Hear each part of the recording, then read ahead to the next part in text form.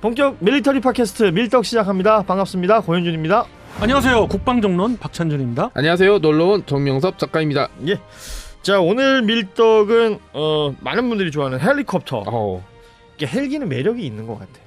매력 있죠. 예. 특히 이제 PD님, 김 PD님이 헬기를 좋아하시는 것 같아요. 그래서 헤어스타일이 저런가요? 헬기에서 여기가 막 내린 머리. 날아다니시는 저도 어릴 때 TV 보면 에어울프. 그렇지. 그 다음에 영화였었죠. 블루 썬더.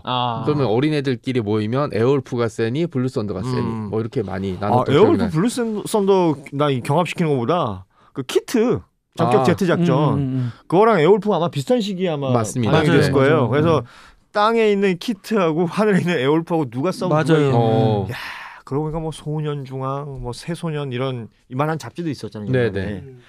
맨날 그런 게 있었던 것 같은데. 예. 맞아요. 갑자기 그 그 시절 시절 생각이 난다. 그래요. 지난 세기잖아요. 네. 저 음악 하나 깔아줄 수 있어요? 그 해화동이라고 동물원 노래. 아니면 깔려- 에어울프 OST도 괜찮습니다. 깔리고 있는 것 같아요. 네. 딴따다다다딴따다다단. 네. 자, 헬리콥터 얘기를 좀 해볼 텐데 헬기 얘기는 어떤 식으로 우리가 풀어가면 좋겠습니까? 우크라이나 전에서 뭐 불거졌죠. 공격 헬기 쪽으로 모아볼게요. 예. 공격 헬기로 봤을 때 이 공격 헬기의 효용성 문제가 대두가 됐어요. 전차 무용론과 더불어서. 네. 워낙 허컴이라고 알려진 이제 러시아 공격 헬기가 허접하게 당했죠. 예. 그 이유는 원래 스펙은 그렇지 않은데 방어 시스템들이 전혀 작동을 안 한 거였기도 했고 그리고 우크라이나 전의 그 전장 상황이 굉장히 광활한 그러니까, 그런 영토를 갖고 있잖아요. 넓게 이제 시야가 퍼진. 그러니까 사정거리만 되고 포착만 된다면 공격 헬기가 무용지물이 될 수도 있죠. 그래서 지대공으로 잡을 수도 있는. 그렇죠. 예. 그게 이제 방어 시스템들이 없다. 그렇다면은 그럴 수 있는데 그건 있어요? 이제 방산 비리도 있는 거고 여러 가지 문제가 있는 거였고. 그러니까 나 있던 소문과는 달리. 그렇습니다. 그렇습니다. 예.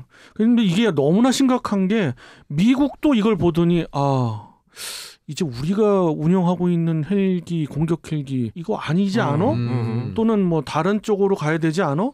근데 그거는 짜맞춘 또는 이제 많은 사람들이 이야기하고 싶어서 이렇게 하는 얘기고 군사적인 측면에서 말씀드리면 그 이전부터 공격 헬기의 어떤 한계가 있어서 또 더 나은 방향으로 가려고 했던 거였어요. 결론적으로 말씀드려서 저의 의견은 공격 헬기는 아직도 유용하고 그 부분에 있어서는 다른 방향으로는 갈지언정 우리로서는 굉장히 필요하다. 우리한테는 공격 헬기가 필요하다. 네, 특히 이제 우리는 산악 지형이지 않습니까? 그렇죠. 그러니까 공격 헬기가 상당히 유용하다. 진짜 산악 지형에서 헬기의 위력이라는 게 네. 예, 제대로 발휘될 수 있을 것 같다. 그러니까 아까 뭐 우크라이나 전장 상황 얘기해 주셨지만 헬기 입장에서 우크라이나 전장 상황은 개활지에 네. 도망칠 데가 없어요. 홀로 똑 떨어져 있는 거 아니에요. 그러니까 보병 개념으로 얘기를 하자면 은폐할 데가 없는 거 아니야. 그리고 헬기가 또 얼마나 시끄럽습니까? 바가바가 떠 있을 텐데 저걸 보고 가만 냅두는 것도 이상하잖아요, 땅에서. 맞습니다. 예. 그래서 이제는 러시아가 전법을 바꿨죠. 그 사정거리를 훨씬 멀리서 플랫폼만 두고서 이제 공격 헬기 이제 허컴이든 이런 플랫폼에서 발사를 할 수 있는 그렇죠. 대전차 무기 체계로 공격을 하니까 우크라이나가 이제 수세에 몰리기 시작한 거죠. 그리고 헬기가 가진 가장 장점 중에 하나가 공중에 떠 있을 수, 한 자리에 서 있을 수 있다는 거잖아요. 네. 전투기하고 달리. 예. 그러니까 어느 지점이 됐건 말씀하신 것처럼 포인트만 잘 잡으면 또 공격용으로도 굉장한 위력을 발휘할 수 있기 때문에 맞습니다. 이런 부분들에 대해서 한번 얘기를 해볼 텐데 저희가 이제 조회수가 잘 나오는 콘텐츠들을 쭉 분석해보면 네. 탑3 아니겠어요? 네, 그렇죠. 예. 오늘은 그러면 공격 헬기 탑3로 가나요? 그럴까요? 네. 공격 헬기가 활약했던 어떤 스토리 같은 거, 이야기 같은 걸 좀 해주면 네. 흥미가 좀 더 생길 수도 있을 것 같은데 대표적인 어떤 공격 헬기의 활약상 이런 게 있다면 어떻게 있을까요? 베트남전이죠. 베트남전에서 공격 헬기가 상당히 유용했고 그런 밀림 정글 거기도 이제 산악 지형도 있잖아요. 그런데 이런 기동을 육군에서 쉽게 할 수 있는 공중에서 쉽게 할 수 있는 플랫폼으로 헬기가 각광을 받고 그런 기동 헬기들을 엄호할 수 있는 공격 헬기도 정말 필요했고 그리고 위어 솔저스 보면은 거기서 헬기를 타고 수백 명이 이렇게 특정 지역을 내려서 장악한 다음에 진지를 구축하고 쳐들어오는 월맹군과 맞서 싸우다가 근데 보면 헬기가 계속 보급하다가 공격받아서 추락하고. 근데 공중에서 마지막에든 공중에서 그 헬기 때문에 전투에서 이기거든요. 그렇죠? 그 월남전에서 보면 그 헬기란 이미지가 되게 강했던 것 같아요. 그렇습니다. 그래서 그러니까 베트남전을 시작으로 공격 헬기의 효용성이 굉장히 더 올라와서 많은 국가에서 개발을 시도를 했지만은 그러나 진정한 공격 헬기를 개발하는 국가는 역시 소수였고 예. 또 세계 시장에서도 또 동서 양분되어 있는 양 진영에서 장악을 서로 하고 있는 헬기들은 특정한 헬기들이었고 그 헬기들이 지금 21세기에도 계속 업그레이드하고 또는 다른 기종으로 발전해 와서 지금에 이르고 있고 그래서 3개 기종을 선정을 한다. 탑3를 선정한다 했을 때는 물론 우리가 이거 탑3를 선정할 때는 제 기준이 있잖아요. 예. 현재 운영하고 있는 개발 중이거나 운용되는 네, 뭐 시험 단계 이런 것들 다 배제하고 현재 운영하는 실 전투역 중에서 중요한 우열을 가려가지고 탑3를 선정하는 게 제 기준이고 그렇게 봤을 때 롱버 아파치가 일단 뭐 1순위가 될 수가 있고 특히 롱버 아파치 중에서도 현재 최신형인 버전 3라고 해야 될까요? 블럭 3라고 해야 될까요? 최신형 버전을 꼽고 싶습니다. 예. 그 다음에 또 이제 꼽는 게 베트남전에서부터 시작된 코브라라는 공격 헬기 대명사잖아요. 예. 그것도 계속 업그레이드가 됐고 여러 가지 버전으로 돼서 지금 현재 제트형 미 해병대가 운영하는 바이퍼라고 부르나요? 그렇죠. 네. 예, 바이퍼라고 불리는 그런 공격 헬기. 그 공격 헬기도 상당한 수준의 성능을 갖고 있기 때문에 뭐 당연히 탑3에 들어갈 수가 있습니다. 미제가 2개를 차지했네요. 그렇게 됐네요. 또 하나는요? 또 하나는 러시아입니다. 뭐 여러 가지 뭐 멍해도 있고 또 굴욕도 당하고 있습니다만은 호컴 중에서도 2인승이 예, 이제 그렇죠. KA-52 2인승이 그 기종을 선정하고 싶어요. 러시아 헬리콥터의 특징이 국내에도 들어왔지만 이중 로터잖아요. 그 꼬리, 이중 반전 로터라고 그러죠. 꼬리에 그 로터가 없이. 개인적으로 그게 헬기에게 유용한 거라고 생각하세요? 아니면 좀 불필요하다고 생각하세요? 유용하다고 생각합니다.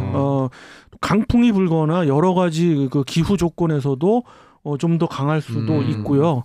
그리고 잘만 개발하면 속도 면에서도 상당한 속도를 발휘할 수가 있고, 그래요? 예, 기동성도 더 나을 수도 있어요. 물론 뭐 우열은 다 있지만, 그래서 그런 이중 반전 로터 방식의 헬기들도 상당히 각광을 받고 있죠. 자, 이렇게 탑3 공격 헬기 탑3 얘기해 주셨어요. 그러니까 아파치, 롱보 아파치, 네. 예, 얘기해 주셨고, 그 다음에 코브라. 네. 이 코브라는 사실은 뭐 워낙 옛날부터 쭉 있어왔던 애지만 지금 현존하는 것 중에 최신형 H1Z 네. 그렇죠. 가장 뭐 최신형을 바이퍼라고 불리는 해병대가 사용하는 네. 코브라 그다음에 러시아의 호컴 네. 이렇게 세 개를 얘기해 주셨는데 금운동을 나눠야 되는데 그래요? 또 금운동 나눠 볼까요? 요거 이제 금운동 나누려면 러시아 입장에서는 약간 버겁지 않겠느냐. 이게 좀 고를 때 좀 더 이런 국가적인 안배를 해줄 수는 없었던 것이냐. 그렇게 하면 탑3의 의미가 없잖아요. 그쵸. 뭐 예를 들어서 유럽제도 있고. 알겠어요. 예. 수영 억울해하지 마. 알겠다니까. 저 그러면 이제 요거는 그냥 개인적으로 궁금한 건데 이 세 개 중에 박 의원님 어떤 헬기가 제일 잘생겼다고 생각하세요? 잘생긴 거? 디자인. 전 바이퍼. 저는 코브라지. 역시. 저는 코브라. 그러니까 다 바이퍼 같은 얘기잖아. 왜냐면 진짜 얘는 코브라는 사람으로 치면은 진짜 상어 같은 느낌을 주죠. 아파치는 사람으로 치면 상어 같은 느낌이 뭐예요? 사람이 딱 봤을 때. 근데 아파치는 그냥 외계인 곤충 더듬이 같은 느낌이라 얘들이 더 센 건 알겠는데 그냥 헬기 자체를 보게 되면은 코브라가 더 날렵하고 무시무시해 보이더라고요. 디자인 자체는. 근데 또 영화에서는 롱버 아파치가 멋있게 나오긴 해요. 영화에 잘 나오죠. 그런 것도 있고. 뭐 사실 헬기들은 다 나름의 멋이 있는 것 같아. 그렇습니다. 나름의 멋이 있는 것 같은데 그냥 개취죠. 뭐. 네. 전 바이퍼가 확실히 그냥 헬기 특히 공격형 헬기 하면 그렇게 생겼으면 좋겠다. 네, 맞습니다. 뭐 이런 느낌이 좀 있는 것 같아요. 근데 또 뭐 그런 걸로만 따지면 유럽에서 지금 거의 뭐 퇴역 단계로까지 막 하고 있는 그 타이거 공격 헬기도 좀 예쁘게 잘생겼다고 생각해요. 근데 이제 뭐 너무 오래됐지. 오래됐다기보다는 나와서 빛을 못 보고 이제 성능이나 모든 것들이 이제 떨어지니까 결국 사장되는 것 같아요. 네. 갑자기 슬프네. 그렇죠. 네, 알겠어요. 그렇죠. 뭐 탄생이 있으면 또 그런 게 있는 거고. 자, 오늘 저희가 이제 공격 헬기 탑3 아파치, 코브라, 호컴 중에서 이제 금운동을 가려볼 텐데 네.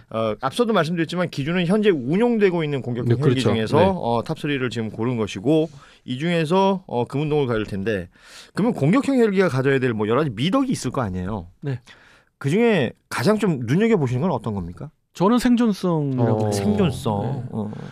공격 측면에 어떤 창이 있으면 항상 방패가 그렇죠. 있잖아요. 그런데 그런 방패가 더 중요한 것 같아요. 이 방패. 공격 헬기에 있어서도. 공격형 헬기니까 더 그럴 수 있겠군요. 네. 네. 아파치만 하더라도 여러 전장에서 피해를 많이 입었잖아요. 뭐 헬기 떨어졌다 그러면 아파치였던 때가 있었어요. 또 그때도. 그렇죠. 네. 그렇기 때문에 생존성이 중요하고 그런 생존 시스템이 1번. 그다음에 기동성. 좋아요. 마지막은 이제 공격 능력이죠. 능력. 그 공격 능력은 결국 플랫폼에 탑재하는 그치, 무기의 성능에 뭐냐? 따라서 달라지는 거니까 그런 의미로 봤어요. 자, 1번을 생존성으로 봐주셨어요. 그러면 왠지 호컴이 탈락할 것 같은데 맞습니까? 예, 탈락을 아니 시작을 오늘 호컴 떨어진 거부터 얘기를 했기 때문에 금운동 중에서는 이제 동메달을 차지할 수 있어요. 예. 뭐 역시 그 생존성이라는 것을 나눌 때 어떤 기준이 있어야 되는 거예요. 예를 들어서 전장 환경이 만약 우크라이나 전이에요.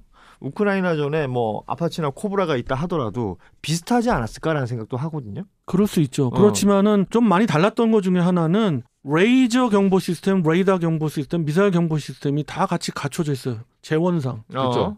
근데 작동을 안 해.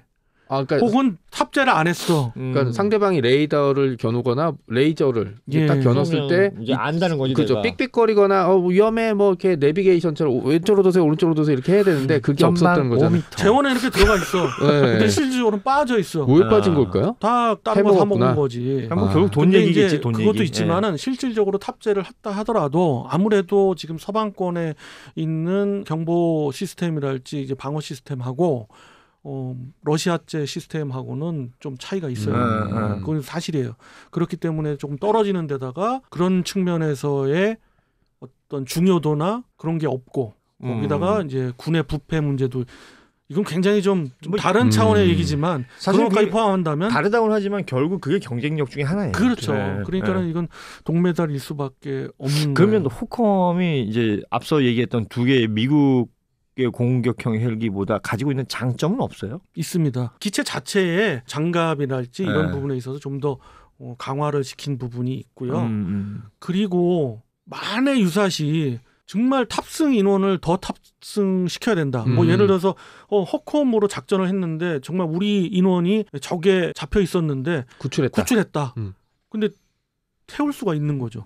호컴은 그거 뭐 우겨 넣을 수 있어요. 그런 측면도 조금 있는 것 같고.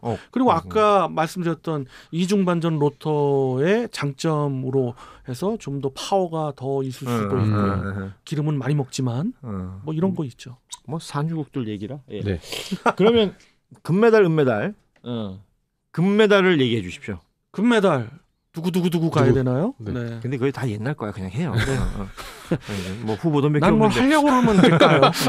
롱보우 아파치를 아파치. 금메달로 볼 아파치. 수밖에 예. 봤습니다. 아파치가 이제 그 네이티브 인디언 중에 한 부족이죠. 부족의 네. 이름이었잖아요. 이게 내가 봤을 때는 헬기의 상징같이 되는 것 같아요. 네, 지금 현재로서는 이제 공격 헬기의 상징으로 돼 있죠. 뭐 미래는 어떨지 몰라도 샤이엔이나 다른 이제 헬기들이 다 취소되는 바람에 상당 부분 활약할 것 같아요. 뭐 그럴 수 있죠. 네. 결국은 향후 그러니까 지금 뭐 개발되고 있는 헬기들도 있겠습니다만 향후 한동안은 이 아파치의 활약상을 우리가 보지 않을까. 네, 맞습니다. 아메리칸 원주민들의 그런 용어를 쓰잖아요. 그렇죠. 그래서 아파치라는 걸 쓰는데 말씀하셨던 샤이엔도 그렇잖아요. 근데 미래의 공격 헬기는 샤이엔으로 불릴 수도 있을 것 같아서 그 샤이엔 이름 자체가 사장됐다고 보기는 좀 어렵다. 어렵다. 그렇지. 이제 나온 다음에 그건 얘기가 되는 그렇죠. 거니까. 부족 이름 많죠. 뭐 코만치도 있고. 네. 예, 진짜 예. 본인 아는 거 다 얘기하고 싶으면 지금부터 좀 이따 시간 드릴게요. 알겠습니다. 예. 공격 헬기라는 것이 지금 현존하는 것 중에서는 지금 뭐 주목할 수 있는 것이 아파치, 그다음에 코브라, 호컴 이렇게 얘기를 했는데 아파치 얘기를 했으니까 네, 금메달이니까 얘가 왜 금메달인지 가지고 있는 뭐 장점들 여러 가지 있겠지만 아까 생존성, 기동성, 뭐 그런 공격성 뭐 이런 것들 다 따져 보자면 어떤 부분에서는 진짜 탑 오브 탑이다. 생존성과 기동성, 생존성 측면에서는 이제는 금은가하고 비교를 한번 해볼게요. 코브라와 아파치를 비교해보면 코브라 최신형과 아파치에서 생존성은 아파치 쪽이 좀 더 있어 보이는데 예. 동등하다고 볼 수밖에 없어요. 예. 그 탑재하고 있는 시스템들이 거의 같기 때문에. 비슷하니까. 그런데 기동성에서 그런 어떤 힘이랄까 엔진의 힘으로 봤을 때 조금은 아파치 쪽에 부등호가 가요. 그리고 공격력도 아파치 쪽에 부등호가 갈 수밖에 없어요. 좀 더 탑재를 할 수가 있으니까. 레이더도 무기를 더 실을 네. 수 있고. 네. 네. 레이더도 훨씬 레이더 뛰어나죠. 성능도 물론 그렇습니다만은 그거는 약간 별개인 게 롱보급을 코브라도 단다 그러면 또 다를 수도 있으니까. 그렇지. 업그레이드가 가능하잖아. 그거. 네네. 예. 그래서 그런 측면도 있어요. 그럼 우리나라 헬기는 그러니까 저도 질문하려고 했는데 그 우리 가서 봤던 LAH 만약에 이게 지금 순위 안 넣으신 거는 실전 배치가 다 안 됐다고 보시는 건가요? 아니면 탑3에 못 들어간다고 보시는 건가요? 그렇지 않고요. LAH는 제가 보기에는 그건 공격 헬기 분야로 넣을 수가 없어요. 그거는 무장 헬기? 무장 헬기. 그런 개념으로 넣을 수가 있고요. 공격 헬기 개념에서만 본다고 하면 그렇고 LH는 좀 미래형인 것 같아요. 뭐 이야기를 해드리겠습니다만은 향후에 공격 헬기도 그 방향으로 가지 않을까 이렇게 생각합니다. 좋습니다. 자, 앞으로 뭐 헬기는 또 어떤 형태로 진화될지 모르겠어요. 사실은 그 드론이 나오면서 네. 헬기가 가지고 있었던 해야 할 일들 일부를 드론이 가져간다. 뭐 이렇게 볼 수도 있을 텐데 분명히 또 엄연히 다른 지점들이 있는 거잖아요. 그러면 드론과 헬기가 함께 작전할 수도 있는 거지 않습니까? 네, 그게 이제 미래의 어떤 컨셉인데 공격 헬기가 살아남으려면 드론과 같이 작전, 루밍 복합 멀티 기능이 반드시 있어야 되고 그리고 지금 그렇게 이제 추진을 지금 하고 있고요. 네. 또 하나 공격 헬기의 미래는 역시 AI가 탑재가 된다면 어디 여기도 AI구나. 네. 이제는 좀 무서울 정도로 그러니까. 지금 네. 확대되고 있는데 얼마 전에 보니까 챗GPT 그 4.5 얘는 이제 말을 끼어들더라고. 말하고 있는데 중간에 끼어들어. 와. 우리가 이거 단순하게 생각해 보면 지금 사용하고 있는 이 스마트폰에 AI 기능이 들어간다고 했을 때 얼마나 완전히 다른 세상이 될까요? 그렇죠. 상상을 해보시면 알 수가 있는데 그것이 이제 공격 헬기에도 당연히 접목이 될 것 같아요. 아무튼 우리 저 언제부턴가 저 스카이넷을 계속 강조하고 그러니까 있습니다. 계속 AI의 끝이 네. 많은 사람들이 스카이넷이라고 생각하니까 네. 그렇지. 터미네이터. 네. 스카이넷 무섭지 사실. 그렇죠. 진짜 네. 뭔가 그런 게 됐어. 네. 길 다니시다가 좀 애매한 사람 있으면 미래에서 왔다고 생각하시면 됩니다. 자, 오늘 밀다운 여기서 마무리할게요. 저희 다음 시간에 다시 찾아뵙겠습니다. 고맙습니다, 여러분. 안녕. 안녕히 계세요.